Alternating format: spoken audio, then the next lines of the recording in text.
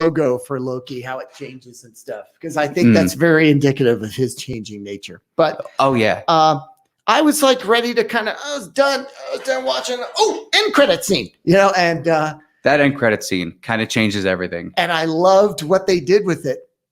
I don't know can we spoil it? At this point, yes, because we put up the review and it's got the spoiler tag right there. Okay. So anybody that jumps into that, you be warned. And honestly, what I've loved about this run is that they're coming out on Wednesdays. So we at least have a couple days to have people watch it. That's true. So I don't feel too bad about it. That's true.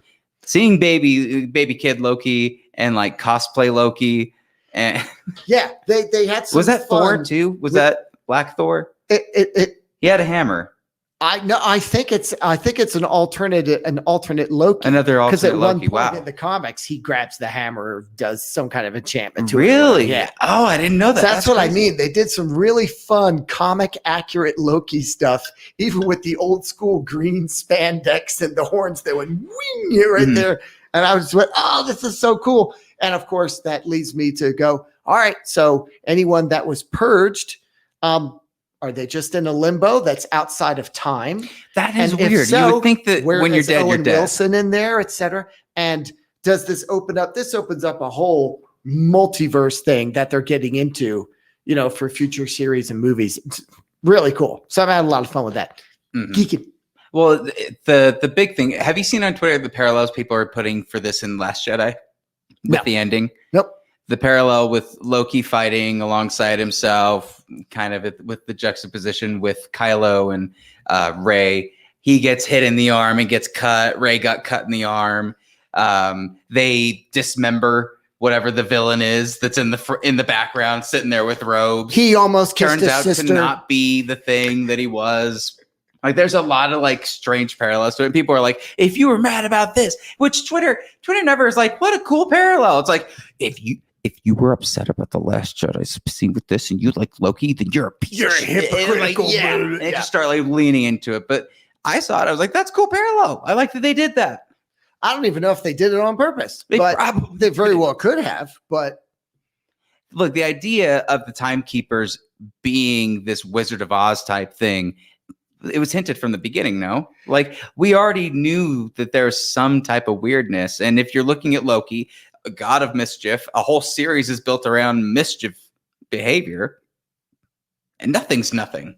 Well, and when they showed 3 heads at first, before they showed 3 people, I was like, and the eyes lit up first. The red eyes lit up, and the room lit up. Tribunal? Is it like, who is this? And then when they were revealed to be that Wizard of Oz, as you say, I went, do you remember when Loki first got there in the episode? They're like, are you a robot?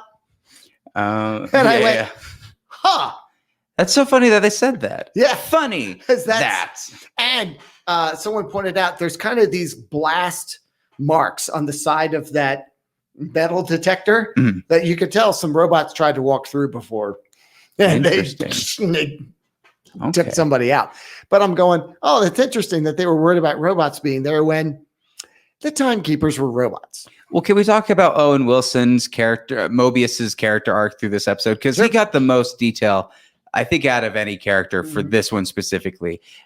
Realizing that he's been duped and Loki finally kind of convincing him after he's put in this jail where we get Sif. Sif comes back. And she's on this loop.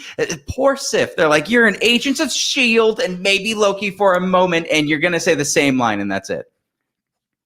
Apparently, she's in Love and Thunder, though. Yeah, they're bringing her back, and I'd love to see the explanation for where the hell she's been. But it is kind of funny. Like, they keep putting him in this time loop of when punishment. What did he do? He gave her a big He cut her hair off. Cut her hair off. Yep, and he punched him and kicked him in the groin. It was a very quick, like, small Groundhog Day where he's like, I'm sorry, and it just kept happening until Mobius comes back and he goes, are you telling the truth about this? Like, I have no reason to trust you about anything. But after he went and had his thing and realized that he could not interview what's her name? Well, Sylvie, Sylvie. the other Loki, so to speak. And also, I think, is her name B-15, EB-15? The security guard person, who had the experience of past memories and questioned Sylvie. Mm-hmm. I think those things. One of the things I liked about Owen Wilson's character, you're saying a growth, was when he goes to Loki and asks him that question. He's like, "Oh God, will you just shut up and tell me?" Well, and he actually says to Loki, "Okay, you can trust me." And he's like, "I still don't really trust you, but you can trust me. I do want to get to the bottom of this." Mm-hmm. And I thought that was interesting. And like there's a friendship there. That's kind of the neat thing about it. Loki's not really had a friend that he can talk to and relate to. And for some reason, Owen Wilson just connects with him in a strange way. I don't know if it's like a Chewbacca Han thing where Loki's like, "You're my pet. This is kind of fun. I can tell you some things and confide in you." Well, Owen and his female Sylvie self, he kind of likes. Yep. Well, and the B-50, I'm going to say 15, B-52. It's B-52. I'm going to just say B-52. I'll find out her name. I can't remember. She, when she has that moment with Sylvie, when Sylvie, they all go back to that area. She's like, "Please show me the thing." And she realizes that she's been a variant the whole time. Oh, B-15, really emotionally impactful scene. One of the biggest impacts on the whole thing. Then we get the confirmed idea that Sylvie and Loki's relationship can put out a whole new timeline. That's the idea. Well, yes, we should probably talk about. You had thought at one point that she bombed the timekeepers. And I thought she bombed the timeline and caused these rifts. Mm-hmm. Turns out, I think that's what she did. Yep. But apparently, her and Loki possibly even remotely getting together is like some kind of no that can cause a rift itself. Yes. And that's the only way they were able to get off that planet, which we should also, say, because that's how the last episode ended, with them looking at the moon about to destroy them. Right. Yep. But then they bring him back out. The way this ended, basically what we were talking about, turns out that the Oz guy is, they're not real. That leads the big theory that everyone's talking about, that it's Kang. That's the villain. Right. That Kang is the main person. I don't know the comics well enough to really say anything to like recommend what my opinion is on it. I'd honestly defer to you with this. Who do you think this is behind these timekeepers? By the way, it's Hunter B-15. That's okay. And I think, I don't know if I can pronounce her name right. Wunmi Masaku. Okay. So yeah, Hunter B-15. I knew it was it. But I'll put it this way. As we both know, Marvel's very good at misdirection. Yes. Even in their press releases. Could we be getting Ralph Bonard? I think they might have.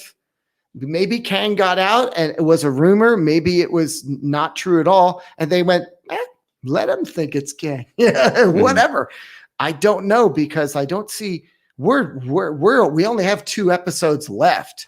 And I think thought we only had 1 episode left. There's 6, and I think I've only seen 4. Yeah. Okay. So it would be quite a big reveal if it was Kang by the end of this. Darcy! Yeah. But maybe. Okay. But maybe. I'm looking forward to just how this all relates to the multiverse, and Doctor Strange and his madness and all that. Have you heard the theory that it's in the Ant-Man universe?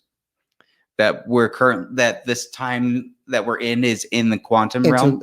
You just put quantum in front of everything. Exactly. Yeah. And that's how they're getting away with this. Is the Disney camera. Look at the Disney camera.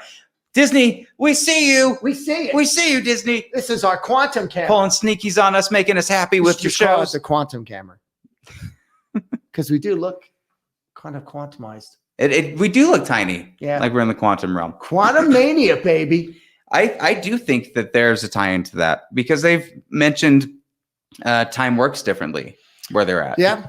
I'm sure there will be. They're not that they've done everything right. That's for dang sure, but they're pretty good at making these fun connections between movies. And now that Marvel is owned by, the properties have exchanged hands and Marvel owns their stuff again.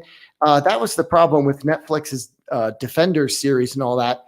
They really didn't tie into any MCU stuff very well because they kind of couldn't, but now they can, and they're having a lot of fun doing that. So it wouldn't surprise me if it tied in. I agree.